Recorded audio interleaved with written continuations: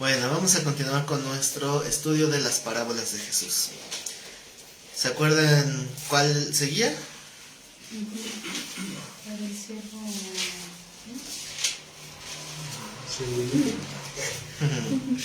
El mayordomo infiel.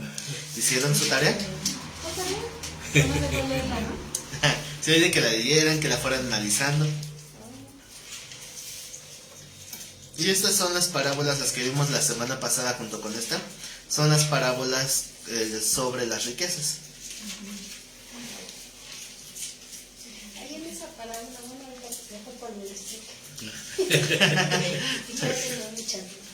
Bueno, igual y ahorita que termine, pues las dudas se disipan, ¿verdad? Pues yo también tengo dudas. Bueno, primero, como diga, ya después Como les decía la semana pasada, esta parábola es de las que son más comúnmente mal interpretadas. ¿Han oído un dicho que dice, el que no tranza no avanza? Sí. Pues curiosamente algunos piensan que está basada esta parábola.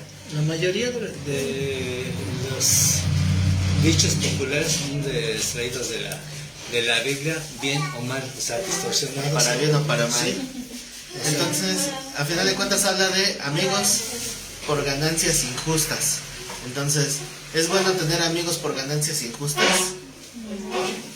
Una vez escuché un consejo que decía así: toma mi consejo, gánate amigos por medio de fraudes y verás que hasta en el cielo te reciben. Que hasta el cielo te vas a ganar, dice por ahí. Entonces, son ideas que luego la gente tiene, ¿no? Que uno no tiene que preocuparse por la forma, sino que el fin justifica los medios. ¿Creen que eso sea cierto? ¿Que el fin justifica los medios? Eso es maquiavélico. La frase de Maquiavelo. Antes sí la ciencia, pero funciona, ¿no? Está mal, pero funciona, dice. Entonces, vamos a empezar leyendo primero el texto de Lucas 16:9, para después ver todo el contexto. Este es el versículo controversial de la parábola. Lucas 16:9.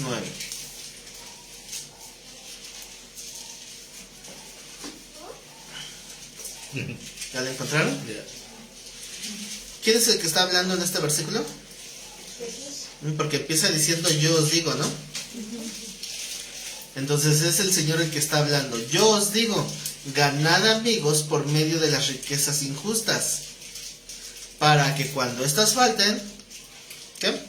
les reciban en las moradas eternas. Les reciban en las moradas eternas. Entonces esto pues para muchos puede ser tropiezo, porque el Señor pareciera que está avalando el fraude, ¿no? ¿Cómo? Sí, Dios me dio permiso, entonces puedo hacer el fraude que yo quiera. Pero bueno, vamos a analizar un poquito el contexto, o un muchito, para ver cuál es el sentido de estas palabras, ¿no? Una vez escuché a un pastor decir que él podía consecuentar a ciertos hermanos, de alguna manera comprarlos a través de favores, para que él pudiera tener autoridad en la iglesia. Entonces cuando confrontábamos la situación, que eso no era muy correcto, pues decía, pues el Señor dijo, ¿no? Que ganemos amigos por medio de riquezas injustas. Como avalando de que, bueno, no importa el medio, el chiste es que tú te hagas esas amistades para que hasta en las moradas eternas te reciban. Es decir, para ganar algo para Dios, supuestamente, la justificación. Es que... ¿Quién lo dijo? Y era de un pastor.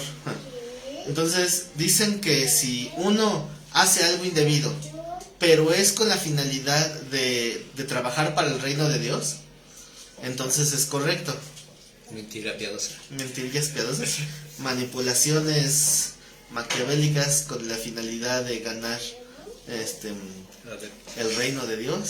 Por eso no lo vería Dios con el lado. Pues no, ¿verdad? Porque a final de cuentas el fin no justifica los medios. Los medios siguen siendo importantes, yo creo que igual de importante que la finalidad que tengamos. Porque por ejemplo, si alguien dice, voy a robar, pero nada más le robo a los ricos para darle a los pobres, entonces, ¿ya por eso se justifica? ¿Verdad que no? Vamos a leer desde el principio del capítulo 16. Lucas 16:1.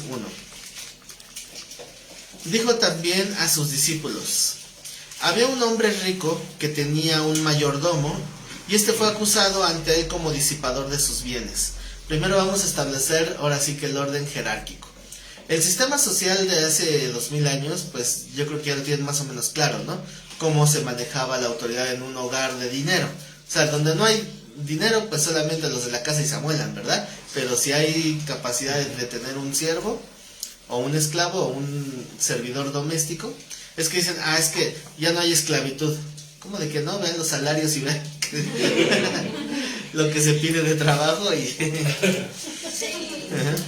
Sabían que muchos se hacían en ese tiempo. Recuerden que la esclavitud en los tiempos de Jesús y los tiempos de Moisés era muy diferente, ¿verdad? La esclavitud en los tiempos de Moisés era una verdadera opresión. La esclavitud en los tiempos de Jesús, algunos se hacían esclavos por gusto.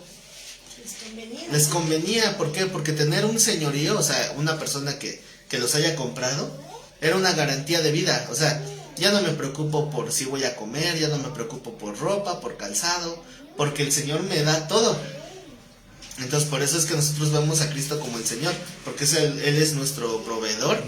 Pero al esquema social de ese entonces, el siervo no tenía libre albedrío. No tenía capacidad de decidir absolutamente nada de su vida. No decidía cómo vestir, no decidía qué comer, ni cuándo comer, ni dónde dormir, nada. No tenía decisión de nada, a lo que el Señor dijera. Entonces, si tenían la suerte de tener un Señor que fuera bueno, ya le hicieron. Entonces, no tienen la capacidad de decidir nada. Pero lo que sí tienen es las mejores prestaciones del mundo. Porque van a tener seguridad, o sea, van a tener un lugar donde vivir, van a tener comida, sustento, abrigo, van a tener todo lo necesario para vivir, no se van a preocupar. Es como, por ejemplo, algunas personas yo he visto que prefieren ser asalariados porque dicen, por lo menos ya sé cuánto va a llegar mi quincena y puedo administrar. Entonces hay gente que trabaja por su cuenta y dicen, pues ahora sí que hay que echarle ganas porque si no sale en el trabajo, pues a ver cómo le hago. Entonces ahí las opiniones son divididas, ¿verdad? Pero sí he conocido gente que prefiere tener un trabajo fijo.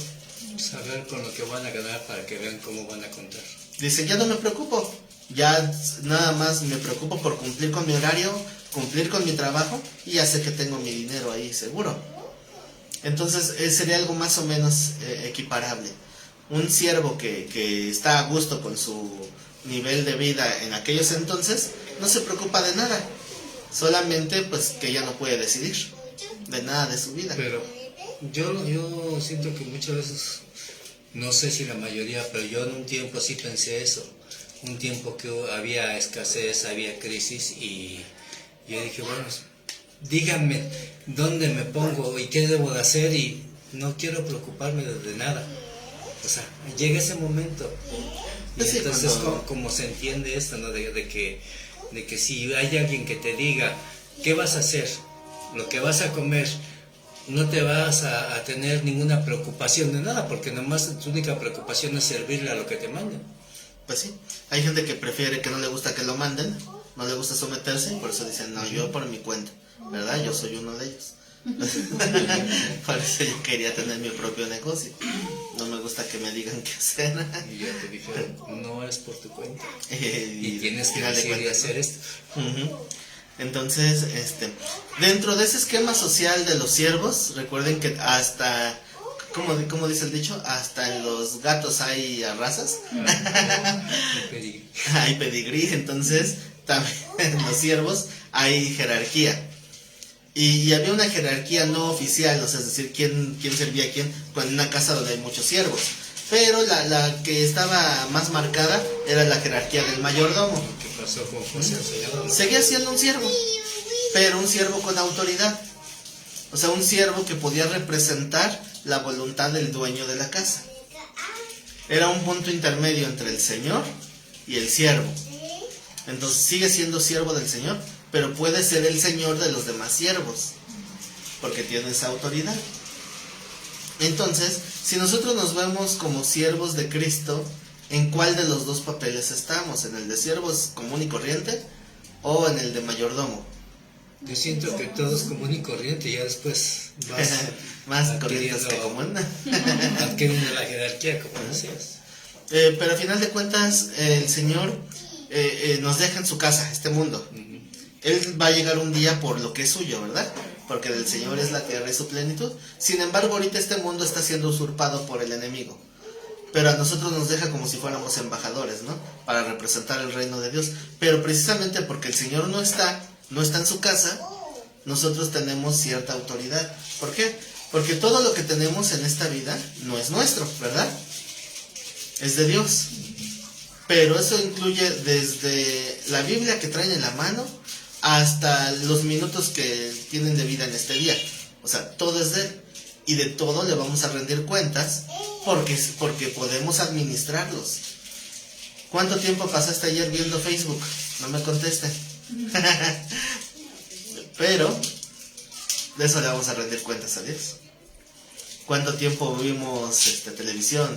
¿Cuánto tiempo estuvimos durmiendo incluso? O sea, todo lo que nosotros hacemos y hagamos, o sea, todo lo que pensemos, todo lo que hablemos, todas las decisiones, de todo vamos a rendir cuentas delante de Dios. ¿Eso qué les ocasiona? ¿Tranquilidad o intranquilidad? Que no tienen tiempo para nada. Es increíble, pero ayer hablaba con una persona que me dijo, le estaba yo exhortando a que venga a la iglesia, y me dice, no tengo tiempo para Dios. Casi me voy de espaldas. Y le iba a decir, pues cuando tú quieras de Dios te va a responder lo mismo, ¿no? Si no tengo tiempo para ti. Pero es una persona que me decía que no necesita de Dios.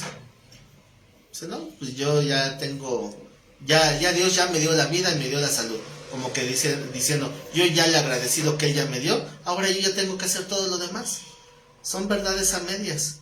Sí, tenemos que echarle ganas porque tenemos que trabajar nosotros.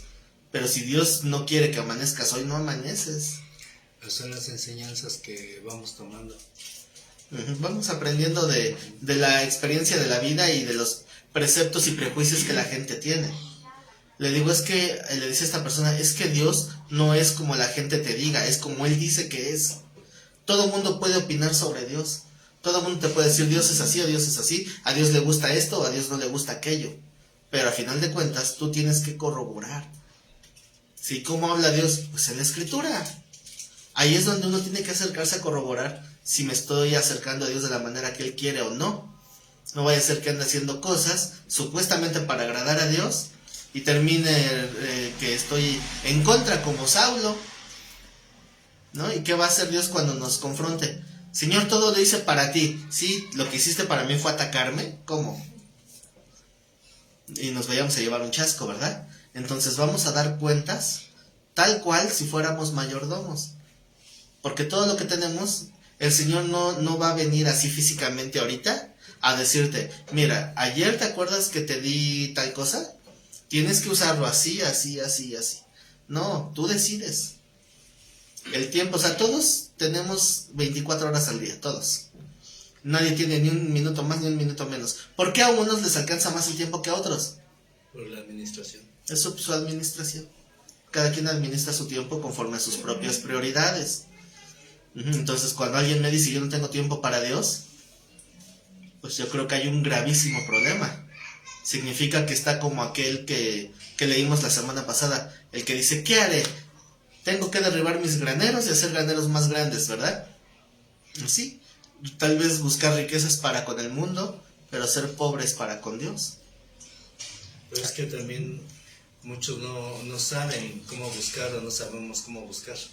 Y no entendemos que cuando venimos a una reunión, a una congregación, venimos a aprender cómo buscar, cómo entender lo que Dios ya dijo que está. O cómo lo hagas es como lo vas a interpretar. Pues sí, pero ¿qué tal si de repente llegara el ángel Gabriel allá con el Señor y le dijera, mis siervos de la congregación de Elohim son disipadores de tus bienes? ¿Qué haría? Ah, qué chismoso, Gabriel. Yo no sentiría nada porque no sé qué es la palabra disipador. Sí, hay muchos que... Sí, muchos así también le hacen, no digo. ¿Qué es disipador? Desperdiciado. Disipar es esparcir, es desvanecer, ¿no? Entonces es perder los bienes del señor, del dueño, del amo de este mayordomo. Entonces, si nosotros tenemos los bienes de Dios y de repente desperdiciamos, si desperdiciamos el tiempo que Dios nos da, si desperdiciamos los recursos que el Señor nos da, o sea, desperdiciamos, ¿qué? Yo creo que lo que mayormente desperdiciamos es eso, el tiempo, ¿no? Porque lo usamos a veces en cosas que no... Aunque dice la palabra que hay tiempo para todo, ¿no? Hay tiempo para trabajar y hay tiempo para descansar. Pero algunos, aparte del tiempo para descansar, está el tiempo para ver tele, el tiempo para ver redes sociales, el tiempo para... Ese no es mi tiempo de descanso. Esa es aparte, ¿verdad? Ese es tiempo de desestrés. ¿No? Es que hay gente que dice, es que no me queda tiempo de nada, estoy haciendo eso, y luego sí está con el celular. Ajá, pero ni tengo tiempo de nada. Supuestamente está ocupada. Entonces este mayordomo fue acusado ante el Señor como un disipador de sus bienes. Entonces, ¿qué es lo que haría cualquier persona sensata si le están diciendo que su empleado está desperdiciando sus bienes? Pues voy a confrontar, ¿no? A final de cuentas, la confrontación entre nosotros y Dios va a llegar, ¿verdad? Porque dice Pablo que ninguno escaparemos, porque todos estaremos en algún momento delante del trono, rindiendo cuentas. Y no habrá nada que ocultes, todo y cada quien va a pagar lo que haya hecho, sea bueno o sea malo. Salud. No estamos hablando de salvación, ¿verdad? Porque la salvación es punto y aparte. Estamos hablando de las consecuencias de lo que Dios nos dio a hacer y qué cuentas le vamos a dar. Aquí hay otra parte también que es más interesante, que es el que vamos a decir. Cuando alguien te confronte, dime qué has hecho, qué hiciste. Dice, no, pues tú lo sabes, ya te dijeron. No, dime. Cuando uno confronta con eso de decir las cosas, te das cuenta que estabas haciendo las cosas inapropiadamente. Pero cuando es que ya sabe, ya se dio cuenta. De todos modos ya me cachó. Exactamente. Cuando recibimos una acusación de alguien, ¿qué hay que hacer? Defender si es verdad, ¿no? Es corroborar, ¿no? Si es verdad. ¿Por qué? Porque toda verdad consta en boca de 2 o 3 testigos, ¿no? Pero pues, ¿qué es lo primero y lo obvio? Confrontar a la persona que está siendo acusada. Entonces, de repente alguien llega y me empieza a lanzar acusaciones contra alguno de ustedes. Y les digo, no, ya los voy a mirar feo. Ay, tan cristiano que se veía, ¿no? No, pues ¿qué hay que hacer? Pues confrontarlo. Oye, mira, me dijo un pajarito. Nah. No, me dijeron que estás haciendo esto, esto y esto. Y lo correcto sería ir con todo y esa persona. Sí. La persona que está acusando. Es ir y dicen esto. Ah, porque cómo me choca eso de que se dice el pecado, no el pecador. Sí, porque también ya me pasó igual, ¿verdad? En alguna ocasión me dijeron, ya no puedes predicar en la iglesia. Y le dije al pastor, ¿por qué? Me dice, porque estás en pecado. ¿Y levantas tarde? Dije, a ver, pero dígame, ¿en qué? Pues para corregir, ¿no? No, es que ya me dijo un hermano que te descubrió en pecado. Yo, pues dígale a ese hermano que venga y que me diga. Dígame quién es. No puedo decir quién porque es en confidencialidad. Digo, no, si va a ser una acusación, tiene que venir y dar la cara a hacer la acusación. Porque si estoy mal, ¿cómo voy a recibirlo si ni siquiera me quiere dar la cara? Es secreto de confesión. Es secreto de confesión. Entonces resultó que el pecado era que me paraba tarde. No, entonces que porque me fue a buscar a las 12 del día y estaba dormido. Y ya por eso yo no podía predicar. Le digo, dígame quién es. No, tú ya debes de saber quién es. Ay, me daba un coraje. Le digo, ¿y cuándo se acercó a preguntarme? Le digo, ¿sabía que estoy trabajando en las noches? ¿Sabía que me voy a dormir alrededor de las 7 de la mañana? Le digo, obviamente a las 12 voy a estar bien dormido. Pero ya se queda así como que, no sabía. Pues no, ¿por qué no sabía? Porque no viene a preguntar, no me confronta, simplemente lanza juicio y ya. ¿No? Si alguien está con una acusación, hay que confrontar. Y aquí entre nos yo les puedo decir que he recibido acusaciones de algunos de ustedes. No específicamente los que están aquí. No van a decir, ¿seré yo? Pero si es pecado levantarse tarde. Depende de El pecado es la pereza. Entonces, si yo me paro, en mi caso, me paro a las 2, 3 de la tarde, pero me dormí a las 7, 8 de la mañana, pues ¿cuántas horas dormí? Pero si me acosté a dormir a las 7 de la tarde y me paré a las 2 de la tarde del día siguiente, entonces ya es pecado, porque el pecado es la pereza. Por eso es que eres administradora de tu tiempo. Tú decides cuándo duermes, cuándo trabajas, cuándo haces. Los horarios no son a fuerzas iguales para todos. No somos administradores. Cada quien decide cómo va a administrar su tiempo. Según algunos que antes eran los supuestos expertos de salud, decían que lo correcto, lo más correcto era dividir el día en tres tiempos de 8 horas. 8 horas para dormir, 8 horas para trabajar y 8 horas para descansar, pero para... ¿cómo se llama? Esparcimiento. Entonces, pues eso se ha mantenido, ¿no? La jornada laboral se supone que son de 8 horas. Y también recomendaban que lo correcto era dormir 8 horas. Así que alguien que vive pues 90 años, ya se pasó 30 años durmiendo. ¿No? Pero pues, hay tiempo para todo, pero cada quien administra. Ahora dicen que con que duerma uno 6 horas, lo que dicen que 5 horas, que ya con eso es que suficiente. tienes que dormir lo que tu cuerpo te pida, porque hay gente que duerme 2 horas. O sea, sí.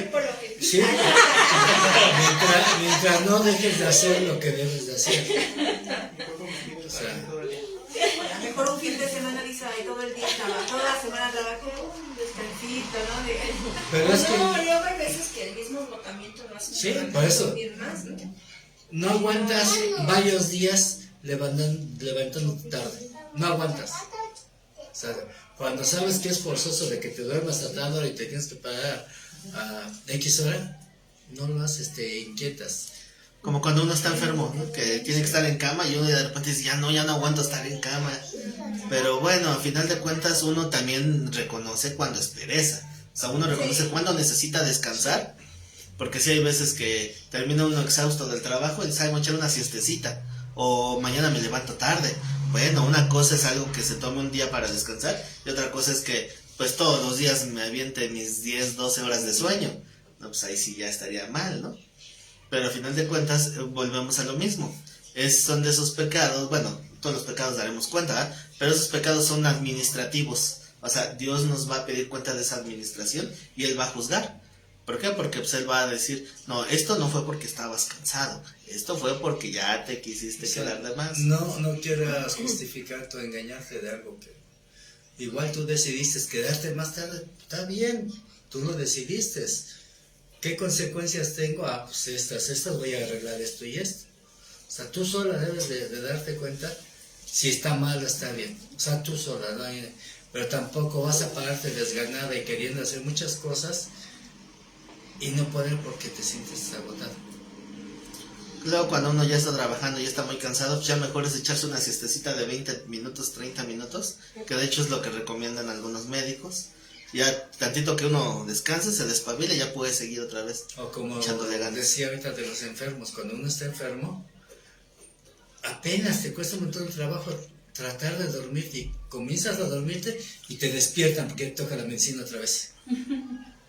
O viceversa. Sí, ¿no? sí, así Tienes es. mucha temperatura, duermes. Sí, o sea, son cosas que uno tiene que administrar, por eso es que se habla de la administración de los bienes que se te dieron. Sí, lo que pasa es que a mí se me hacía también como que exagerado que por ejemplo, por dormir tarde le dijeran, ya no puedes predicar. Sí. Es que juzgaron muy a la ligera, aparte. Sí. Es que muchos tienen la idea de que lo correcto es pararse a las 6 de la mañana y dormirse a las 9 de la noche o algo así. O sea, es como que es un horario correcto, supuestamente. También el día que le dijeron que no podía dar un tema de padres porque no era padre. Pues qué padre, ¿no? O sea ese fue el punto, ¿no? Que dices, ¿tienes que ser alcohólico para hablar de alcoholismo? A ver, ¿quién se fue al infierno para predicar del infierno?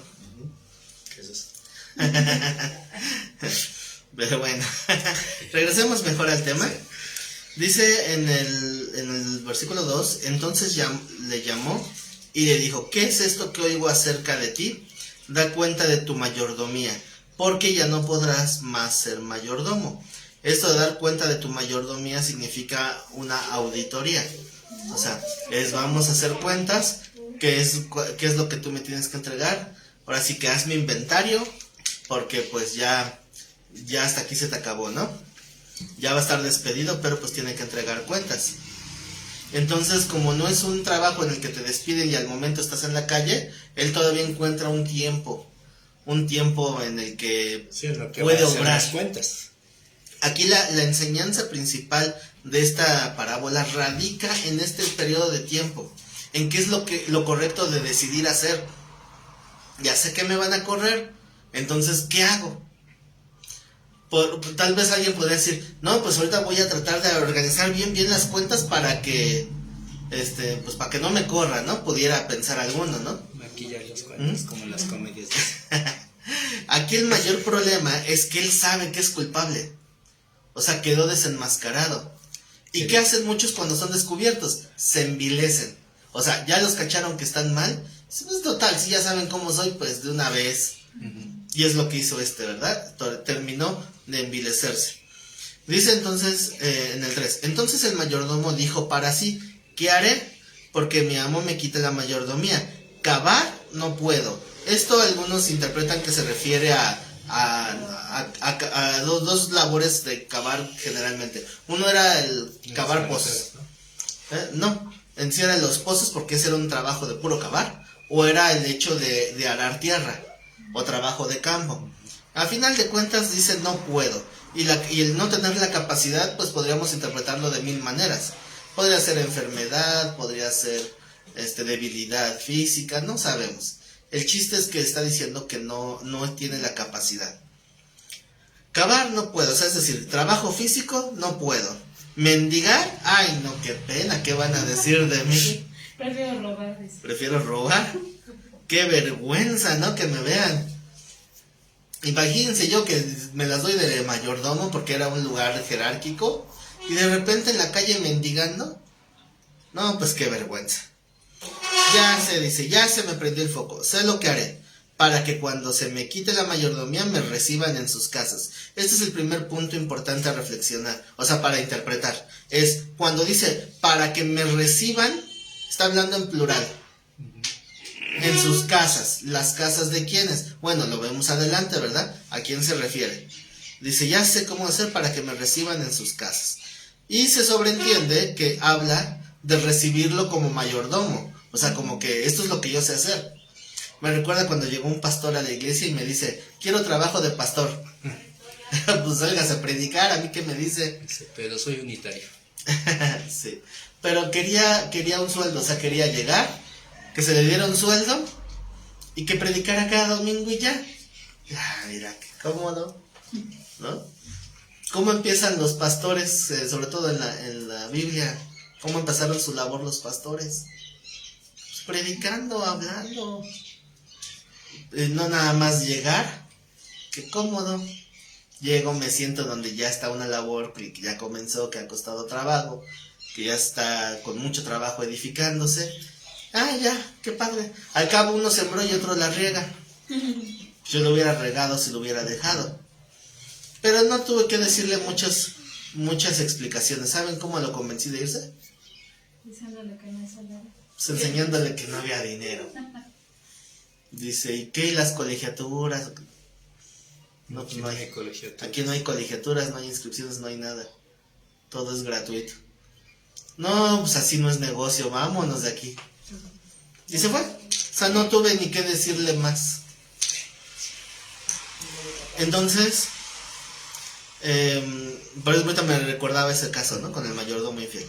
Dice el 5. Y llamando a cada uno de los deudores de su amo, dijo al primero, ¿cuánto debes a mi amo? Él dijo, 100 barriles de aceite, que no era cualquier cantidad, ¿verdad? 100 barriles de aceite. Y le dijo, toma tu cuenta, siéntate pronto y escribe 50. Estamos de oferta. Descuento del 50%, ¿verdad? Entonces a esta persona pues le convino. Aquí nos da a entender como que nosotros podemos suponer que aquella persona aceptó, ¿no? Porque no dice que le hayan rechazado, simplemente le dijo que lo hiciera y vamos con el siguiente. Entonces se sobreentiende que aquella persona recibió La expresión de que este descuento. sombrero ajeno. Sí. Entonces dice el 7, después dijo a otro, ¿y tú cuánto debes? Y le dijo, 100 medidas de trigo. Y él dijo, toma tu cuenta y escribe 80, descuento del 20%. Entonces todos alcanzan, es como el Buen Fin. Entonces lo curioso es que el amo de este se enteró. Dice el 8, y alabó el amo al mayordomo malo por haber hecho sagazmente, porque los hijos de este siglo, hasta aquí a donde está el punto y coma, donde está sagazmente, ahí acaba la parábola, ¿sí se dan cuenta? Bueno, o por lo menos hacemos una pausa, ¿verdad? Porque dice, aquí ya cuando dice, porque los hijos de este siglo son más sagaces en el trato con sus semejantes que los hijos de luz. Es obvio que ya no está hablando del mayordomo infiel. Entonces desde aquí ya empieza a haber una interpretación que el mismo Señor está haciendo de la parábola. Entonces, el amo alabó al mayordomo después de que le robó. ¿Por qué lo alabó? ¿No? Fue real. No, aquí no es sarcasmo. Aquí es parecido como cuando el Señor dice que sean como la serpiente. Tienen que ser como la serpiente, como Satanás. No, la serpiente no siempre es Satanás. Pero la palabra dice que seamos como la serpiente en cuanto a la astucia, ¿no? Porque tenemos que aprender esa cualidad. Entonces, aquí cuando habla de alabar al mayordomo, no lo alaba por su malicia, Sí, lo alaba por no quedarse quieto. La palabra sagaz significa obrar, significa moverse, no quedarse quieto.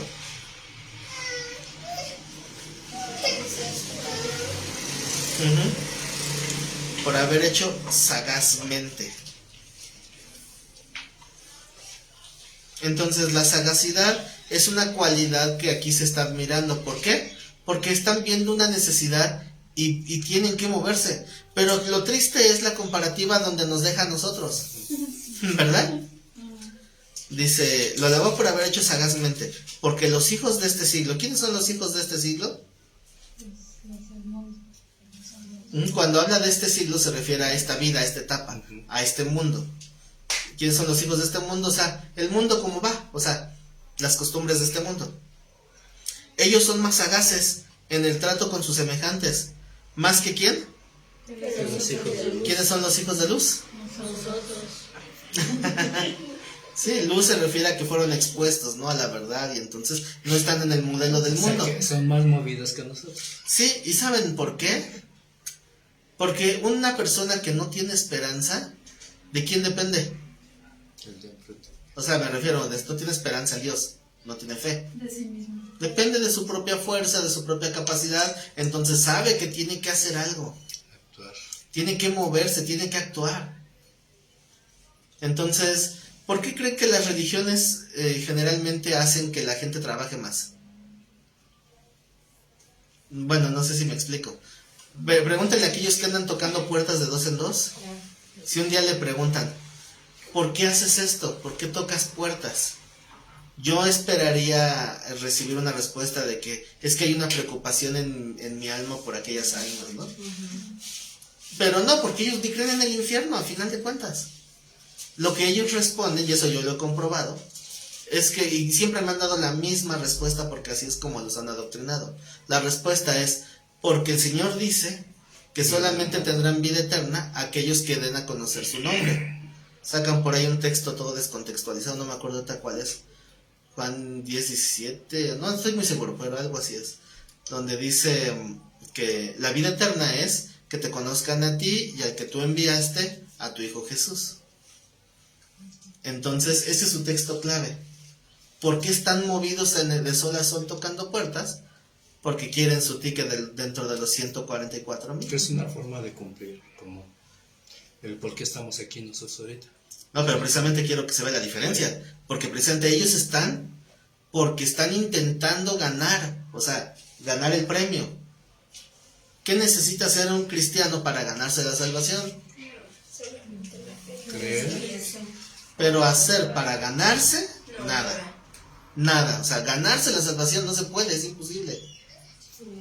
Nosotros entendimos el mensaje de la salvación y nos dimos cuenta de que no había nada que pudiéramos hacer. Así que el Señor dice, te la regalo. La salvación es gratuita. Ya que no te mueves. No, o sea, que te muevas, no puedes. Entonces, a eso es a lo que se atienen muchos cristianos. Ya la salvación ya la tengo.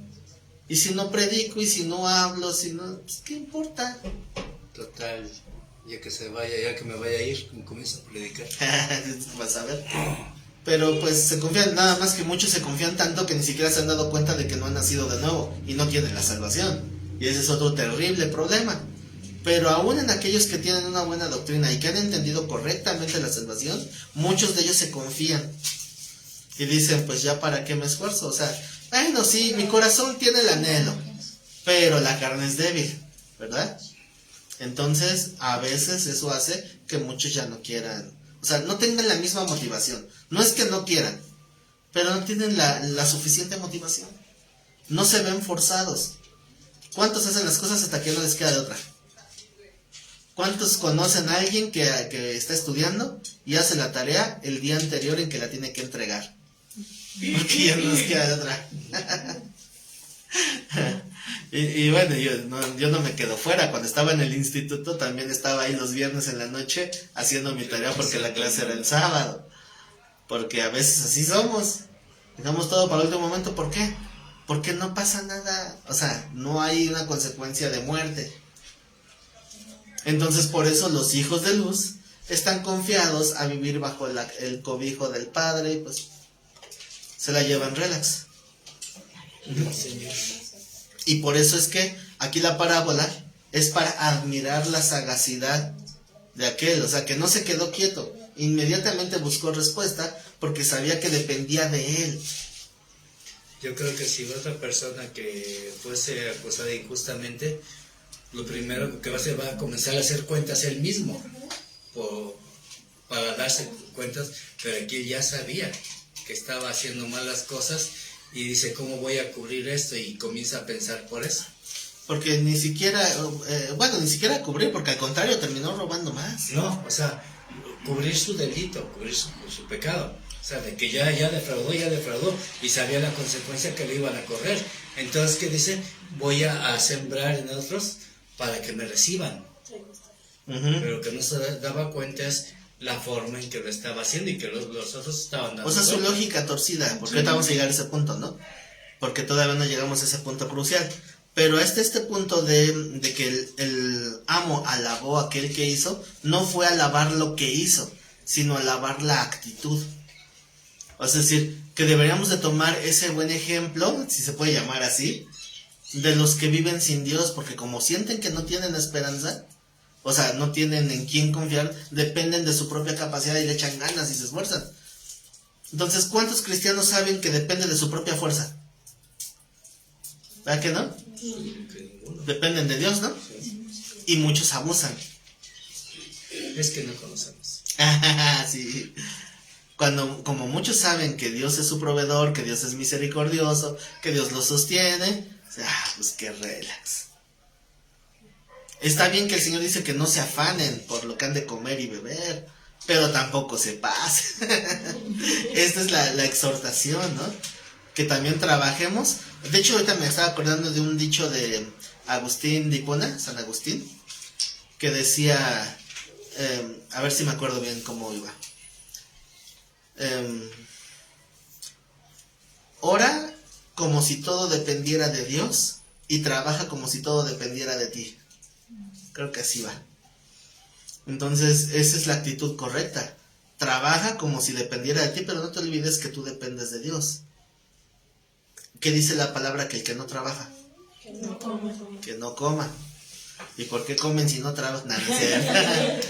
Pero a veces podíamos trabajar más, ¿o no? Apenas les predicaba el domingo de que cuánto han dado, si ya dieron el 100%. ¿A cuánto fruto están produciendo? ¿Al 30, 60 o 100 por 1? A 100 como que no estoy dando todo, ¿verdad? Siento como que me falta.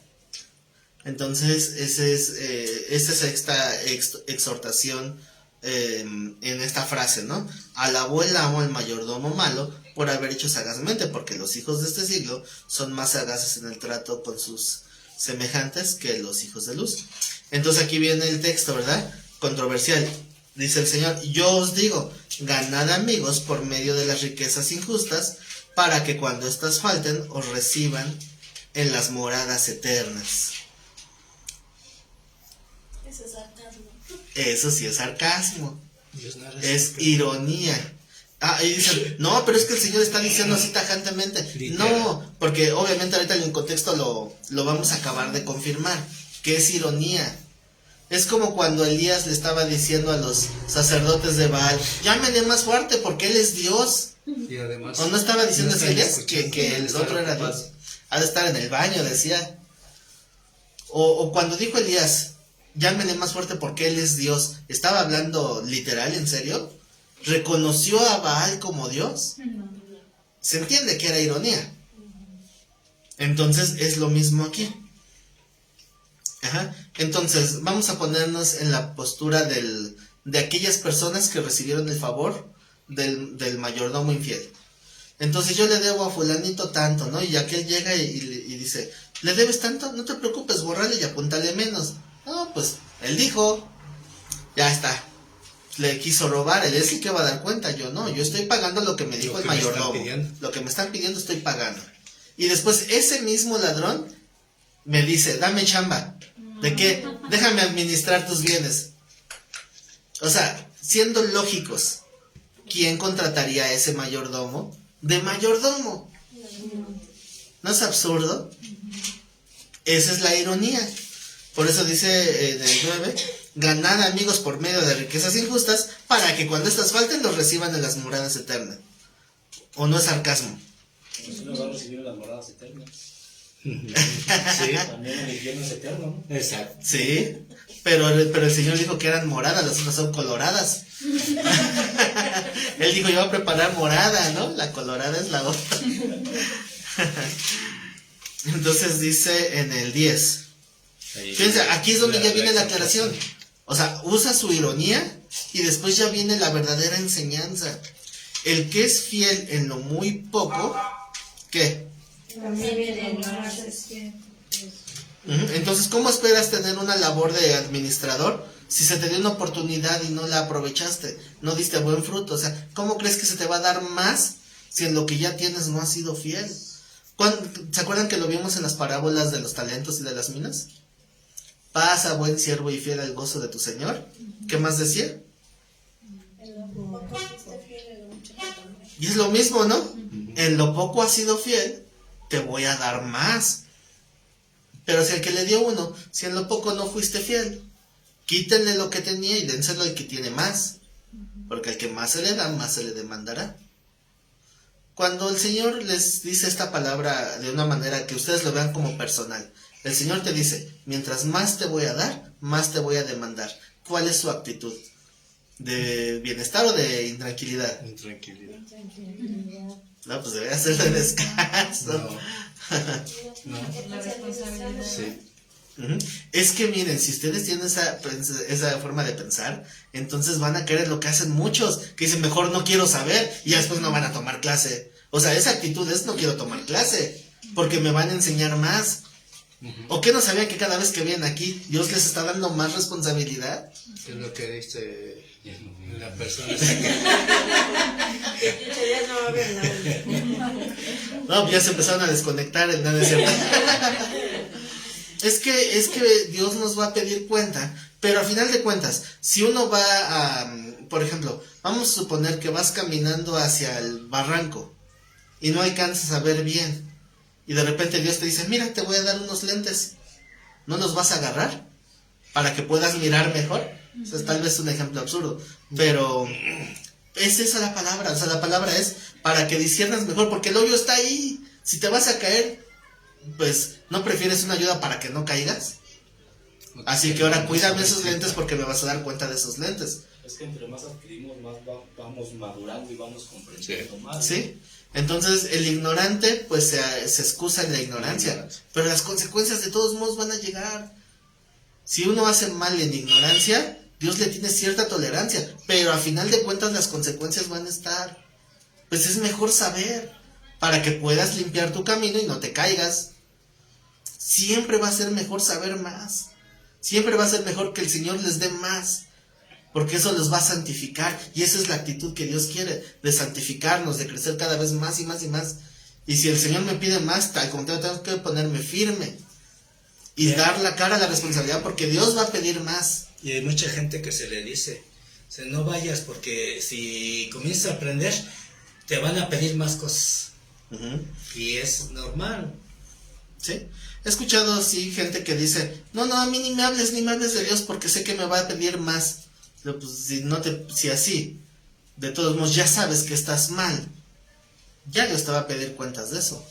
¿Que no es mejor saber en qué para poder corregir? Entonces tenemos que tener esa actitud de sí desear que Dios nos dé más, que nos haya dignos de recibir más, porque también sí nos va a demandar más, pero también es algo bueno para nosotros, porque nos va a fortalecer y nos va a permitir ser de ayuda. O quieren ser de esos que dicen, no soy un completo inútil, al menos sirvo de mal ejemplo. No, ¿verdad? Qué feo. Como dicen, tienes hambre y te dan un pan. Qué bueno. Pero si te dan mayonesa, te dan jamón, dices, pues qué mejor, ¿no? Pero entonces es lo que tenemos que aprender a recibir lo que se nos da y a sacarle el provecho para el que fue hecho. Pues sí. Entonces, regresando al versículo 10, dice, el que es infiel en lo muy poco, también en lo más, lo que es fiel. El que es fiel en lo muy poco, también en lo más es fiel. Y el que en lo muy poco es injusto, también en lo más es injusto. Pues si en las riquezas injustas no fuiste fieles, ¿quién nos confiará lo verdadero? ¿Ven como aquí ya está aclarando que habló con ironía? Pero vamos a analizar esta pequeña frase en una pequeña exégesis. Les voy a decir algunas palabras de las que se ocuparon en el versículo 11. La primera palabra es riquezas. Se las voy a decir por sílabas, porque es una palabra que se oye bien fea. ¿Se acuerdan cómo se dice riquezas en arameo, verdad? Bueno, pues es muy parecido, porque la palabra aquí riquezas que se usó es la palabra ma, mo, la última sílaba es nas. Entonces, si se dice juntos se oye muy feo. ¿Y los hombres no? Por eso no quiero decir juntos. Entonces, ya saben que cómo se le llama el Dios de las riquezas, ¿no? Entonces, esta es una variación de esa misma palabra. Que esta palabra se traduce como avaricia. Avaricia. Esa es la palabra riquezas. Después habla la palabra injustas. La palabra injustas es la palabra adikos. Con K de kilo, adikos. Que se puede traducir como malo, pero su primer acepción o su primer definición es traicionero.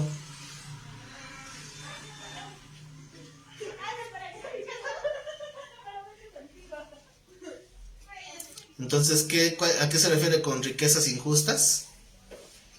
Una avaricia traicionera. O una avaricia mala. Ajá. En español, injusto significa que no era lícito, ¿no? Ajá. Esas son ganancias injustas. Después la siguiente palabra dice, si en las riquezas injustas no fuiste, la palabra fuiste fieles, la vamos a dividir. Fuiste es la palabra ginomai.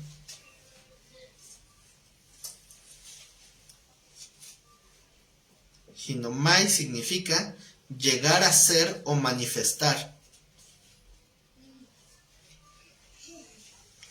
Podría decirse que es como un dar a saber la intención o algo así, o sea, es exponer.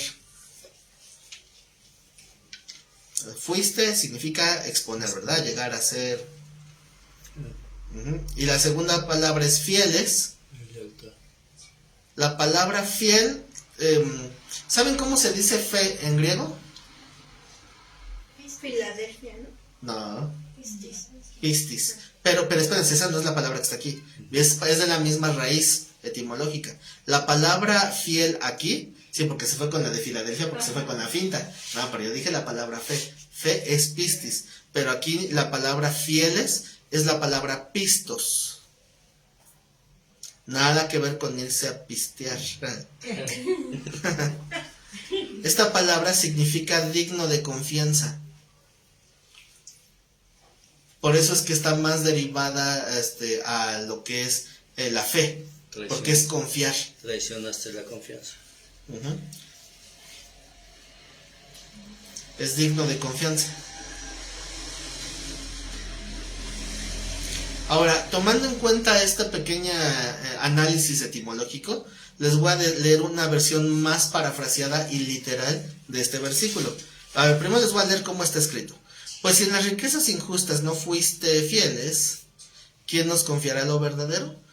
Pero la versión parafraseada es: pues si en tu avaricia traicionera evidenciaste que no eres digno de confianza, ¿quién te confiará lo verdadero? Está más entendible. Y eso es más literal, tal cual el significado de las palabras. Tu avaricia traicionera, fíjense, como la avaricia traicionera de Judas, ¿no? Es un buen ejemplo. Judas, sí se dan cuenta que Judas no tenía la intención de matar al Señor, ¿verdad? Porque Judas vio en ocasiones previas cómo cuando llegaban a querer matar al Señor, se escabullía. Y hasta hay un texto por ahí que dice, porque no había llegado su hora. ¿Sí se acuerdan? ¿No han leído? Y en 2, 3 diferentes ocasiones se dice y tomaron piedras para apedrearlo, pero se escapó entre la gente. O sea, yo creo que se hacía ahí el tumulto, el bullicio, y rápido Pedro, Juan y Jacobo, vente Señor, vente, vamos, ven. Y se escapaba. Entonces, ¿qué dijo Judas? Ya me la sé, ahorita hago la acusación, me pagan, se les escapó, es su problema. Yo ya hice la acusación formal, ¿no? Sorpresa, el Señor se paró y se dejó apresar. Y es lo que no contaba Judas. Pero ahí está su avaricia traicionera. Entonces, ver la oportunidad de tener dinero lo hizo actuar de una manera injusta, o sea, una manera mala o traicionera. Entonces, si esa evidencia está dando a saber que no es digno de confianza, ¿cómo creen que los otros, a los que les perdonó la deuda, cómo creen que lo van a contratar? O que les va a dar lugar de mayordomo. Pero lo más interesante de este texto es la última parte del versículo 11. La pregunta es: ¿quién nos confiará lo verdadero? O sea, ¿que esto es de mentiritas? ¿A qué se refiere con lo verdadero? O sea que al final de cuentas esa es la historia de Judas la que está contando, ¿no, pastor? Prácticamente. Si lo hubiera dejado, estuviera predicando la prosperidad. Sí, Judas sería predicador de la prosperidad si se hubiera quedado vivo, ¿verdad? Entonces, esta última parte de quién nos confiará lo verdadero es una reflexión a que dice la palabra que nosotros estamos haciendo un tesoro, pero en el cielo. O sea que ahorita no tenemos tangiblemente nada. Allá el Señor nos dará lo que es nuestro, lo que hayamos ahorrado, ¿no? Por decirlo así. Porque aquí no nos vamos a llevar nada, como lo hemos hablado. El día que el Señor te llame a pedir cuentas, ni los zapatos te llevas. Aunque te pongan tus mejores ropitas en el cajoncito ese de pino, no es nada más para que lo disfruten los que van a pasarse la noche ahí velando. Porque tú ya no lo vas a disfrutar, ni lo vas a ver siquiera. Pero aquí lo importante es que deben de pensar que se está haciendo un tesoro allá, pero aquí no vas a aparecer, aquí no vas a tener carencias, aquí vas a recibir lo que Dios ya tiene para ti, si actúas como Él nos ha enseñado. Bueno, y obviamente si Dios permite la carencia, como dijo Pablo, pues sabemos vivir, ¿no? En abundancia y en escasez, o por lo menos esa es la idea. Sí, pero una cosa es la escasez y otra el no tener, que es lo que hace a muchos que, bueno, ¿de qué me sirve una ilusión de un tesoro en el cielo, si no sé si hay cielo. Creo que hay cielo, pero no sé si hay cielo. Bueno, quien cree eso, pues no tiene nada. Exactamente, es a lo que me refiero. Por eso es que Dios nos muestra que aquí en la tierra nos va, bueno, ya nos dio todo y nos dio la posesión de ello. El cómo lo usemos es... Bueno, es que precisamente el punto es que lo que nos da, no nos lo llevamos. O sea, nos da para nuestro estar mantenimiento. aquí, sí. O sea, nos va a dar el pan de cada día, nos va a dar el calzado, el abrigo, el techo, nos va a dar lo que necesitamos. Para disfrutar Hasta eso. Pero no es nuestro nada. ¿no? Cuando estemos allá, entonces ya nos va a recompensar con lo que sí será nuestro verdaderamente. Porque ahorita, como les vuelvo a repetir, siendo mayordomos, no tenemos nada. Entonces ahí está, esa es la exhortación. Si en lo poco que se te dio, que ni siquiera es tuyo, demostraste, evidenciaste que no eres digno de confianza, ¿cómo te voy a dar algo que sí sea tuyo? ¿Saben qué es lo principal que nos va a dar que sí va a ser nuestro? No, bueno, esa es una condición, o sea, una condición de vida, de eternidad, pero me refiero a tener algo que sí sea nuestro, poseer. Pues no, porque eso también es gradual, conocimiento vamos teniendo, eso sí nos lo llevamos. No, pero era lo que quería que llegaran es... Exacto, eso mero, el cuerpo glorificado, que esa es una de las promesas tangibles que sí vamos a tener. ¿Por qué? Porque ahorita el cuerpo que tenemos, pues, se lo van a comer los gusanitos. Que además está todo defectuoso y achacoso. Unos más que otros. Pero a final de cuentas, cuando Dios nos levante de la muerte, nos va a dar un cuerpo similar al de Cristo glorificado. Nada más que sin las perforaciones, ¿verdad? Un cuerpo que ya no va a tener ni cansancio, ni hambre, ni se va a afligir, no va a llorar, o sea, pues simplemente con ese regalito. ¿Quién no quisiera ese regalito? ¿Qué pasaría si Dios nos hubiera dado ese regalo hoy? Como dice Joel Osteen, yo lo quiero ahora. ¿Se imaginan qué pasaría si Dios nos diera ese poder y autoridad que quiere darnos al final, pero que nos lo diera hoy? Yo no lo buscaría. Si a algunos nada más porque se les da un pequeño de autoridad, hacen y deshacen. Y fíjense, o sea, autoridades como pueden ser políticas, autoridades de, no sé, como un policía o algo así, hay quienes abusan de la autoridad. Pero hasta en las mismas iglesias, tantito a alguien se le da un puesto de autoridad y hacen de las suyas y quieren mangonear a todo mundo. ¿Cuánto más si nos diera un poder así como el que nos va a dar? Nada más con el hecho de tener un cuerpo similar al de Jesús. No, pues muchos harían de las suyas. Y precisamente Dios permitió que se manifestara Satanás, o sea, todo su pecado, para que nosotros aprendiéramos de él. Cómo él cayó por él, porque él tenía autoridad. Si tuviéramos la misma autoridad, muchos harían lo mismo. Es algo tan fácil como los judíos lo ven, de la bendición de los hijos. O sea, tan conscientes que Dios les dio una vida en la cual tienen que administrarla y guiarla. Y cuando reciben a los hijos, saben que es una bendición de una extensión de esa mayordomía que se te dio. Pero ¿a quién le va a pedir cuentas? A los hijos, ¿no? Le va a pedir cuentas al mayordomo. Entonces el mayordomo tiene que estar consciente de lo que está haciendo para que no pase lo que hizo este. Uh-huh. Entonces, de alguna manera esta parábola nos ayuda a centrarnos que nada es nuestro. O sea, si nosotros llegamos a poner nuestra mirada en las riquezas, porque esa es la clasificación en la que está, nos vamos a perder de ganarnos lo que sí va a ser nuestro. ¿Qué tal si te dijera, nada más por poner un ejemplo, te voy a dar una supermansión allá arriba, ¿no? No sé cómo va a ser allá arriba, pero es solo un ejemplo. Y dirías, no, pues te le ibas a ganar, pero como ya empezaste a avariciar aquí, pues ya te vas a llevar nada más una chocita de madera.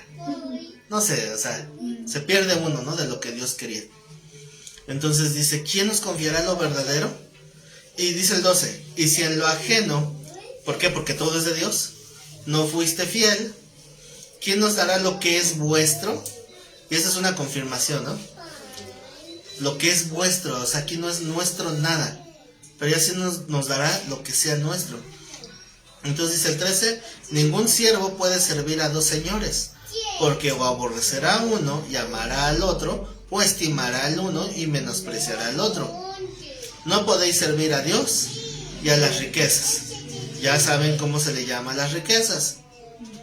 Entonces, lo interesante de este versículo es que aquí llama a las riquezas como Señor.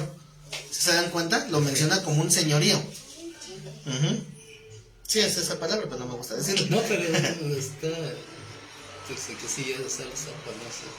Ese sí sale ahí. Sí. Entonces hay versiones que ya lo tienen ahí tal cual, ¿verdad? Porque, de hecho, hay unas versiones católicas que sí dicen, no pueden servir a Dios o al y al Señor de las riquezas. Porque precisamente este texto está escrito de tal manera que maneja las riquezas no como avaricia, sino como un señorío. Aquí hay un comentario así. Dice, el dinero casi siempre manchado con alguna culpa esclaviza al hombre hasta el punto de separarlo de Dios. Entonces la mayor idolatría de este mundo es el dinero. Entonces uno puede idolatrar cierto culto, cierta persona o cierta imagen, lo que sea, pero la mayor idolatría de este mundo va a ser el dinero, porque creen que el dinero les da tranquilidad. Hasta algunos cristianos también, cuando de repente dicen, pues ya viene mi sesión de cobros mensuales, ¿no? Que tengo que pagar la renta, luz, teléfono, etcétera. Entonces dicen, a ver, tengo esto. Y empiezan a hacer cuentas, cuánto les queda. Híjole, me van a faltar 1,000 pesos. Ah, pero ya me acordé que un día antes me dan mi tanda. Entonces relax, Señor, ayúdame a cubrir mis gastos y yo confío en ti. Hasta que llega el día de cobrar la tanda y te dicen, ¿qué crees? No me pagaron, no te voy a poder dar tu dinero. Híjole, ¿y ahora qué voy a hacer? Entonces, no que estabas confiando en Dios, no que estabas orando y que, Señor, yo confío en ti. No, estabas confiando en tu plan, o sea, en que sabías que según tú te iban a dar dinero. Cuando resulta que no recibiste el dinero que esperabas, ahí es donde empieza la angustia. Entonces, ¿no será que hay una idolatría? Pero lamentablemente muchos no solamente tienen una confianza dividida en que confío en Dios mientras tenga dinero. Hay otros que confían solamente en el dinero, y eso es lo peor, porque aquí lo dice, porque a fuerzas uno tiene que quedar en segundo grado. Es que no es tanto una idolatría, sino también es una dependencia, ¿no? Sí. Pero es que es lo mismo, o sea, en ese grado es lo mismo, porque idolatría significa poner confianza en algo o en alguien. Entonces, esa es la definición de idolatría. Cuando yo confío en el dinero, lo estoy idolatrando. Cuando yo confío en una persona o en una imagen, es idolatría. Pero es que tampoco podemos hacer lo que hacen muchos, ¿no? Que lo ponen como memes que dicen, me llevo la pantalla, que el Señor ya es el que paga por mí. Ah, no, obviamente, ¿verdad? Entonces, sí debemos de tener esa responsabilidad, ¿no? Y sí te digo, si tenemos por decirlo, la facilidad de recibir un dinero por cierta razón que sea, entonces dices, bueno, si lo estoy esperando, voy a pagar. Si esperamos, tenemos la confianza en que Dios va a proveer precisamente para que no sucedan este tipo de cosas, ¿no? Y cuando sucede, porque le digo, yo he estado en ese caso, cuando sucede, yo estoy esperando el dinero. Y voy a pagar acá, voy a pagar allá y hago con este poquito ciertas cosas, ¿no? Y me sucedió, ¿no? Y me dice, ¿sabes qué? Pues aguántame 2 meses y yo así, bueno, me van a comer los intereses, ¿no? Pero el punto está en el afán, o sea, ¿dónde está uno poniendo el afán? Señor, tú sabes, ¿no? A final de cuentas. Eso es lo que no hizo la persona, lo que tú hiciste. O sea, precisamente ese es el énfasis de la enseñanza. ¿En dónde estoy depositando mi confianza? O sea, porque yo no es en la gente. planeo, administro, pero cuando las cosas no salen como yo lo pensé, es cuando Dios obra. En tu debilidad Él va a obrar siempre, pero la confianza debe de estar en Él. Sí, tú vas a administrar y a planear cómo vas a hacerlo, pero si algo se tropieza, algo falla, sigo confiando en Él. Sé que de alguna manera Él me va a abrir una puerta para recibir eso, y es lo que me imagino que te pasó. Sí. A lo mejor pagaste intereses, pero salió para pagar sus intereses. Sí. O sea, eso es el punto es si hay desesperación en el momento en que las cosas no resultan. Pues digo, al menos en mi persona, pues sí, ¿no? Llega a ver la desesperación de que digo, ¿y ahora qué voy a hacer, no?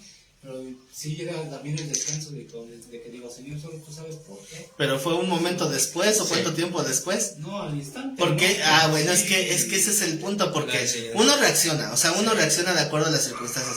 De repente sí puede decir, híjole, las cosas no resultaron como yo quería. y puede entrar un momento de frustración, angustia, pero bueno, el punto del que estoy hablando es que aquellos que están evidenciando que ahí es donde estaba su confianza, pero si uno le recapacita y dice, bueno, las cosas no se dieron, pero sigo estando en manos de Dios, entonces Dios de alguna manera me va a ayudar a salir adelante.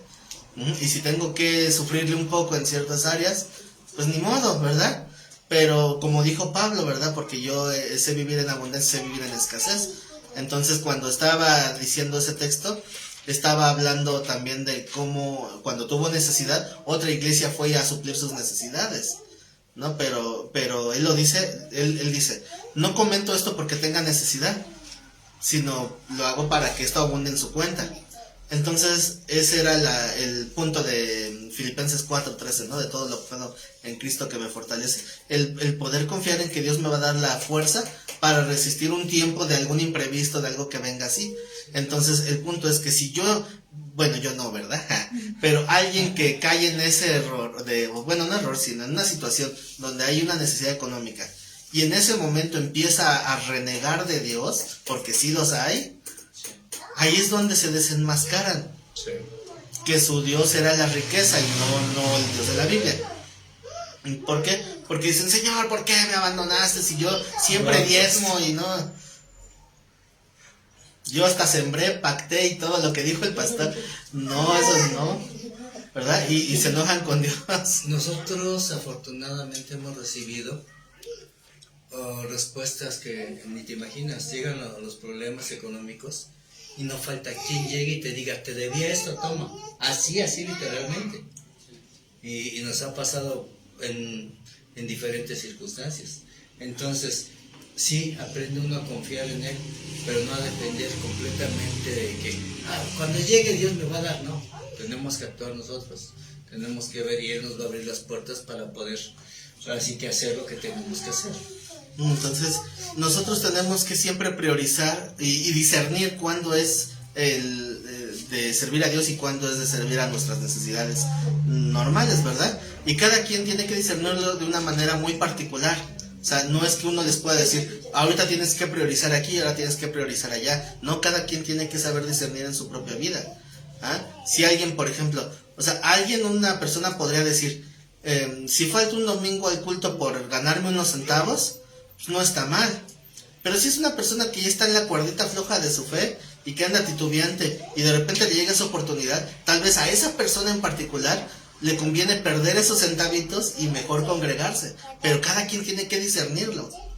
O sea, yo no puedo juzgarlo, a menos que Dios me lo revele y para una situación en particular. Pero es algo que cada quien tiene que discernir. Entonces, o sea, ¿yo qué puedo decir? Yo quisiera que estuvieran en todas las reuniones.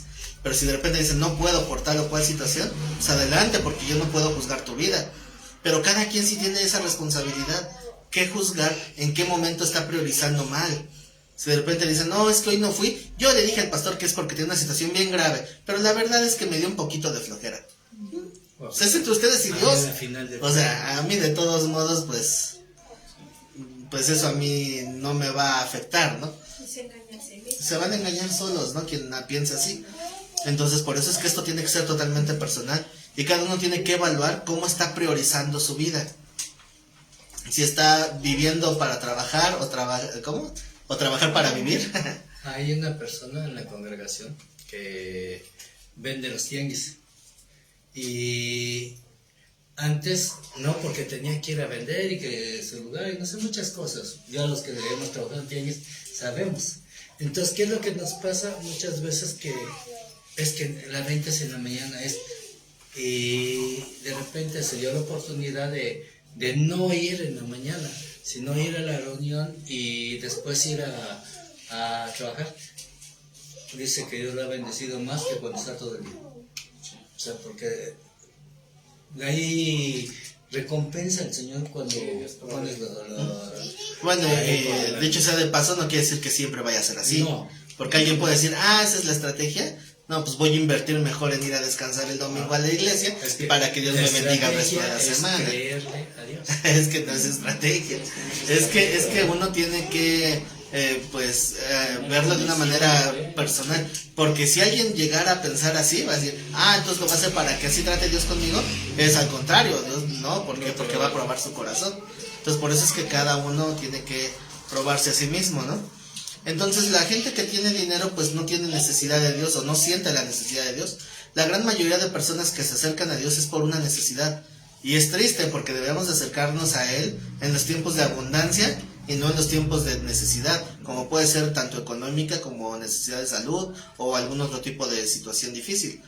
Lamentablemente, pues el 90% de la gente que se acerca a Dios es en medio de una situación adversa. Y bueno, son oportunidades que Dios nos da para que nos acerquemos. Lo importante es acercarnos, o sea, escuchar ese llamado que Dios está haciendo para que respondamos al llamado.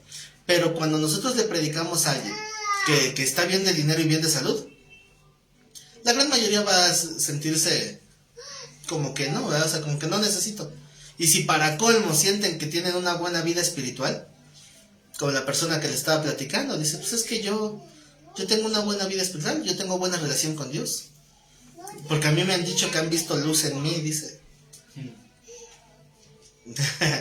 Bueno, según él, ¿no? Pero digo, es que Dios no se busca de la manera en que dicte tu corazón, Dios se busca de la manera en que Él dijo que quiere ser buscado. Yo estuve ahí duro y dale, pero no quiso acceder a venir, porque al cabo no tiene necesidad. Pero esto me recuerda mucho a lo que viene a continuación en el texto. En ese caso, ¿qué se hace, pastor? Cuando ya se les habló y no obedece. Pues orar, Ya pusiste la semilla, deja que imponer manos, dice el hermano. venga el que tenga que venir a hacerlo crecer. A final de cuentas tenemos que estar ahí, ¿por qué? Porque Dios puede en algún momento, o sea, ha pasado, a mí me ha pasado muchas veces, le habla a la gente y la gente me tira de loco. Entonces, cuando alguien no quiere saber nada, soy el pendiente, porque tampoco se trata de fastidiarlos, ¿verdad? Si el Señor respetaba cuando alguien decía no, obviamente nosotros también tenemos que respetar cuando alguien dice no, pero estamos ahí presentes. Y de repente ha pasado que cuando esa persona tiene algún problema fuerte y se siente ya tan valiente y débil, ellos solitos buscan.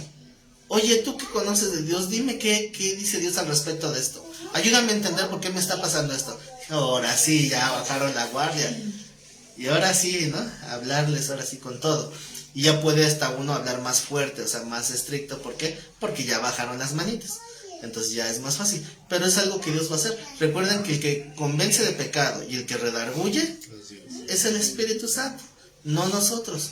Nosotros damos el mensaje. Como hay una cierta relación con la persona y hay un dolor por ellos, todo eso, pues obviamente eso nos va a llevar a estar en oración, intercesión, pero hay que estar nada más atentos para ver la oportunidad que Dios va a abrir, porque es el que los va a convencer. Y no se decepcionen de que después de que están guiando a esta persona y todo, sale de su problema y se aleja otra vez. Y a veces por eso Llega a muchos no les resuelve Dios el problema. Algunos sí lo hemos visto también, pero hay muchos que Dios no les resuelve el problema por eso, porque saben que si no, esa va a ser la forma en que se van a olvidar. Entonces, bueno, cada caso es diferente, ¿no? Dice en el 14: y oían también todas estas cosas los fariseos, estaban ahí parando oreja. ¿Qué eran qué? Eran avaros. O sea que ellos tenían ese amor por el dinero, ¿verdad? Entonces, ¿cuál era la actitud? Se burlaban de él. Ah, qué coraje cuando alguien está burlando cuando uno predica. No, sí da coraje.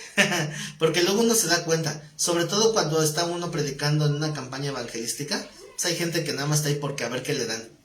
Y luego está uno así hablando y ves la gente que está ahí riéndose y burlándose.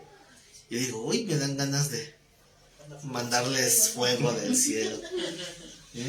Pero dicen que ya Dios no manda juicio como el de Zafira y Ananías, pero sí lo manda a veces. En una iglesia pasó que estaba el pastor predicando y uno hasta atrás en la última fila, que fue nada más porque lo obligaron, burlándose y de todo levantaba la voz y nada más se le quedaba viendo y seguía, ¿no? Hasta que le colma la paciencia, que estaba duro y dale así burlándose. Y se para enfrente de él, lo señala y le dice, Dios mandará juicio por tu, no sé cómo dijo, como grosería, algo así. El chiste es que cuando lo señala y da esa sentencia, que se queda pasmado y que se cae como regla de espaldas, cayó muerto. Y entonces todos se quedaron así. Y después le habla otro pastor, es que ya vino la ambulancia y me van a meter a la cárcel porque yo lo maté. Le digo, ¿tú lo mataste? Dice, bueno, fue cuando yo le dije. Le digo, entonces, ¿qué hago? Pues di la verdad, o sea, ¿quién va a pensar que por señalarlo lo mataste? Ya saben. La unción. Es que Dios a veces sí respalda de maneras. Sí, bueno, obviamente eso fue algún caso muy extremo, pero sí de repente se ve cómo Dios respalda. A veces uno simplemente nada más tiene que levantar la voz. También, a mí no me ha pasado así, así que no tengan miedo. Pero lo que sí pasó en una reunión que yo estuve es que estaban los jóvenes también, como no sé por qué siempre se sientan en la esquinita. Por eso el lugar está vacío, miren. Pero siempre en la esquinita de hasta atrás se sientan. Y estaban así duro y dale, riéndose. Y da mucho coraje que cuando uno está hablando, y sobre todo si está hablando uno un tema serio, un tema profundo, y de repente alguien se ríe, uy, me da un coraje. Y que... ¿Eh? Sí, risa santa. No, que me paro y que les empiezo a levantar la voz. Les dije, yo creo que la palabra de Dios merece respeto, así que o guardan silencio o hagan el favor de salirse. Ya que dicen, no, perdón, ya ahí se quedan calladitos. Ya se quedaron quietos, pero sí me enojé. Ya al finalizar la reunión se acercaron ellos, ya me vinieron a pedir una disculpa. Pero es que no se vale que esté uno hablando no está hablando uno de cualquier cosa. Y obviamente hay temas más serios que otros. Sobre todo en un estudio podemos tal vez, pues, como dicen, echar cotorreo un poquito. Pero cuando hablamos de algunas prédicas donde es una confrontación tal vez más seria o más así profunda, algo que tal vez está tocando nuestro corazón y que el de al lado se ría, ay, como que algo hierve. Pues ahí tiene que haber situaciones de más respeto. Como el líder de jóvenes que agarré y que les decía, cuando estén en la alabanza levanten la cara, cierren los ojos y extiendan las manos. Dice, pero háganlo, dice. Pues no les decía que lo hicieran con fe, nomás que lo hicieran para que les dieran permiso de ir a hacer cualquier cosa. ¿Sí? Entonces, que uno de los hermanos, ¿qué sientes o qué es? Nada, nomás me dicen que lo haga y lo hago. Me dijeron que lo hiciera. ¿Dónde está esa entrega? Y el pastor dice, ay, dice, qué bueno que los jóvenes ya entendieron y se entregan. Uno conociendo la otra parte, dices, ¿se vieron cómo se entregó el grupo? No le digo nada al pastor, que se dé cuenta él solo, que Dios le hable. Ahí dice el versículo 15. Entonces les dijo el Señor a los fariseos, vosotros sois los que os justificáis a vosotros mismos delante de los hombres, mas Dios conoce vuestros corazones, porque lo que los hombres tienen por sublime, delante de Dios es abominación. Es una palabra fuerte, ¿no? O sea, que Dios te diga, sí, tú te justificas delante de los demás, por eso se burlan, porque les está pegando, ¿verdad? A veces el que se burla es porque le está doliendo. Es como que dice, a ver, pecadores, arrepiéntese. De seguro habla por mí, ¿verdad? Entonces a algunos les estaba incomodando y entonces por eso se estaban justificando a través de las burlas. Entonces, está loco, ¿cómo cree? Si la bendición de Dios es el dinero. Esa era la creencia fariseica. Alguien bendito de Dios es alguien próspero. Y algunos fariseos modernos también lo creen. Pero pues ya aclaramos la semana pasada que la vida del hombre no consiste en la abundancia de bienes, ¿verdad? Sin embargo, ellos se estaban justificando delante de ellos mismos, o sea, delante de los hombres. Pero el Señor les dice, yo creo que una de las palabras más duras de la Biblia, Dios sabe lo que hay en tu corazón. Entonces, también como les decía el domingo, si Dios te dice, conozco tus obras, como leímos en la carta, ¿cuál es tu reacción? ¿De tranquilidad o de miedo? A veces cuando un tip con los hijos es, ya sé lo que hiciste, mejor dímelo antes de que te regañe. Y solitos confiesan. Ya lo dice Dios para que... Lo bueno que mis hijos no ven este video, así que...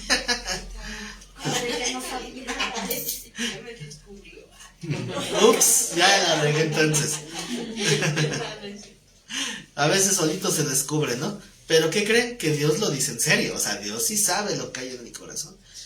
Y así como el niño puede decir, híjole, me va a ir peor, mejor pues ya confieso, ¿no? Entonces imagínense si Dios está diciendo, yo sí sé lo que hiciste. ahora tú dime cómo te vas a defender, ¿no? Entonces, eso sí está feo porque sabemos que no somos perfectos. O sea, caemos, pecamos. Entonces, aquellos que se están justificando delante de los demás, guardando una fachada, una apariencia de bendición, le está diciendo, ustedes esto lo tienen como algo sublime. Sublime significa hermoso, admirable. Pero para el Señor, esa careta es una abominación. Entonces es algo que causa repulsión. Recuerden que la palabra abominación significa que causa náusea. Entonces, eso es lo que les estaba diciendo a los fariseos. Ustedes digan lo que quieran, pero su fachada a Dios les está causando náusea, porque Él conoce lo que hay en su corazón. Uy. Ya se enojó el Señor, ¿eh? ¿Ya lo vieron? No, pues ayer, ¿cuándo fue? El domingo, ¿no? Que si decimos, Señor, manda la lluvia temprana y tal, ¡pah! Es que empieza a tronar el cielo y Ya no llega. sí. Le digo, pero cuando termine y paz, digo, no, ya no dije nada, ya me callo, ya no dije nada. Ay, bueno, entonces, esta es la última de las parábolas que habla sobre las riquezas. ¿Hay alguna duda hasta ahorita? ¿Seguros? O voy a decir, no pregunto porque tendré que decir que todo. Que pastor, pero cuando una persona o sea, así como dice, ¿no? Le habla a uno y se burla pero al final él mismo, o sea, esa misma persona saca el tema, está con nosotros siempre, ay, como tú, que quién sabe qué. O sea, ahí qué hacemos, ya mejor no. Bueno, no debemos de caer a la provocación. Hay gente que va a preguntar o a hablar, pero lo único que quiere es buscar pleito o buscar conflicto. Entonces tenemos que saber responder a cada uno como a la medida de su intención. Y es algo que Dios de alguna manera nos va mostrando, ¿no? Una vez les platicaba que una persona se acerca y me pregunta, no me acuerdo qué pregunta era. Entonces empiezo yo a darle un contexto como suelo hacer, empiezo a rodear mucho el tema para después irme al centro del tema. Y que apenas estoy empezando a hablar y me pregunta otra cosa totalmente diferente, nada que ver con la primera pregunta. Ay, me da coraje porque digo, oye, espera que te responda, ¿no? Que tenías mucha curiosidad. Bueno, está bien. Bueno, mira, lo que tú me estás preguntando es sobre esto, que aquello. Oye, ¿y por qué esto otro? Y me pregunta otro tercer tema totalmente diferente. Y empiezo a sentir así como un calorcito dentro de mí. Ay, hasta que oigo una voz en mi interior que me dice, calma, te está provocando. Ya entendí. Gracias. Y entonces, ¿y ustedes hacen esto, aquello y el otro? Le digo, sí. No, le contestaba así, respuestas cortas, tajantes. ¿Y por qué ustedes no acostumbran esto? Ah, porque la Biblia nos dice que no es necesario. Y no le di tiempo de pensar en otra pregunta. Y empieza, y ya cuando no sabía qué preguntar, ya nada más empieza a reír. Y me dice, yo lo que quería era sacarte de tus casillas. Y se empieza a reír. Pero sí, ya me di cuenta. Por eso no te sigo el juego. Y ya se da la vuelta y se va. Pero hay gente así que nada más llega con la intención de molestar o de provocar. Aunque hay veces que llegan con hay una lucha interna de la persona con la que hablan, que está peleando su necesidad con su ego. Ese es otro caso que hay que discernir. Entonces hay que ser pacientes, porque a veces viene la necesidad de saber, pero cuando dice algo que se siente confrontado, empieza la agresión, que muchas veces se ve reflejada en burla. Pero es eso, es el no saber cómo confrontarlo. Entonces hay que tener nada más mucha atención a lo que Dios nos hable, porque Él nos va guiando de la manera en que debemos de decirles. O sea, a final de cuentas, si están preguntando y descubrimos que es por eso, hay que ser pacientes y saberles decir. Y sobre todo confrontarlos a su problema. No decir, la Biblia dice o la doctrina es así, no, sino, ¿cuál es tu situación en este tema? O sea, ¿tú qué es lo que percibes? ¿Tú cómo lo entiendes? Hacerlo personal para el oyente. No puedo decir como el Señor que le dice incógnita, ¿por qué me tentáis? Bueno, se vale si te das cuenta que sí te están queriendo provocar, ¿verdad? Y yo creo que se vale, pero obviamente hay que ser prudentes. Como dijo el Señor, aprendan de mí, que soy manso y humilde de corazón y por eso arrebató el reino. No es cierto. No, la mansedumbre y la humildad es la base de toda predicación, o debería de serlo. Ujú. Incluso, ¿se acuerdan de primera de Pedro 3:15? Si no me equivoco. Estar siempre preparados para presentar defensa. Ujú. Pero el punto es, dice, con mansedumbre y reverencia ante todo aquel que demande razón de la esperanza que hay en vosotros. Si no me equivoco, así va el texto. Ujú. Pero esos puntos son importantes. Hay que estar preparados para defender nuestra doctrina, nuestra fe, pero siempre con esa actitud, mansedumbre y reverencia. ¿Qué es reverencia? Es considerar al otro como si fuera superior, no que lo sea, pero tener esa actitud de sumisión para que él tenga una disposición de escuchar. Y eso refleja el carácter de Cristo. Ujú. Así que, con esto terminamos la parábola del día de hoy. ¿Quieren que les diga cuál es la que sigue? Ah, la siguiente va a estar buena. Bueno, son 3 juntas, 2 juntas. No creo que nos alcance para 3, pero para 2 sí. Una es la oveja perdida y la otra es la moneda perdida. Vamos a hablar de las perdidas.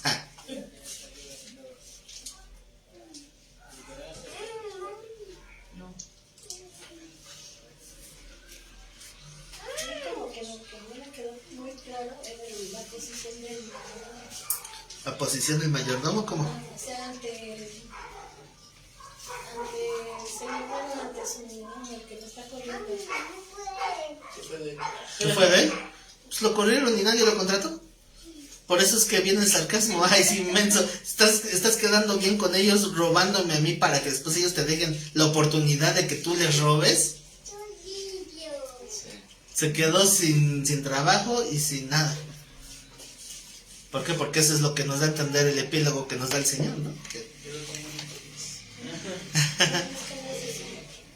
Entonces, no hubo para él nada porque precisamente no tuvo la sabiduría, ¿no? Ahí De lo arrepentirse. conveniente para él hubiera sido como el hijo pródigo, ¿no? Pues tal vez. Pedir perdón y pedir Sí, trabajo ahí. muchas veces hace falta eso.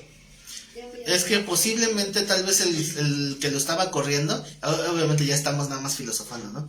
Pero tal vez el que lo corrió ya no le iba a volver a dar trabajo. Pero tal vez si hubiera podido ganar un trabajo con los otros al decirle no que apuntara menos, sino al decirle no, ya aprendí, me costó el trabajo, así que págame lo justo. Tal vez de esa manera, cuando el otro vea dice no, pues ya aprendió. Y pues tal vez, ¿no? Pudiera ser. Yo lo veo más factible de esa forma. Pero al final de cuentas, como el objetivo de la parábola es enseñar un principio espiritual y no preocuparnos por el mayordomo, recuerden que ningún mayordomo quedó desempleado en la elaboración de esta parábola. No, el mayordomo nunca existió, no sufran por él. Porque el objetivo de la parábola es dar a entender un principio espiritual. Yo iba a predicar al mayordomo. ¿Ya ibas a predicar al mayordomo del arrepentimiento y el amor de Dios? Sí. No te preocupes, el mayordomo nunca existió. Los mayordomos que existen somos nosotros, que para nosotros es la enseñanza. Así que bueno, vamos a terminar esta reunión. Voy a despedir a los hermanos que están en línea. Les agradezco por haber estado al pendiente de esta transmisión. La siguiente transmisión será el día sábado a las 2 de la tarde, si Dios lo permite, con los estudios del instituto. Así que pues nos estaremos viendo hasta entonces.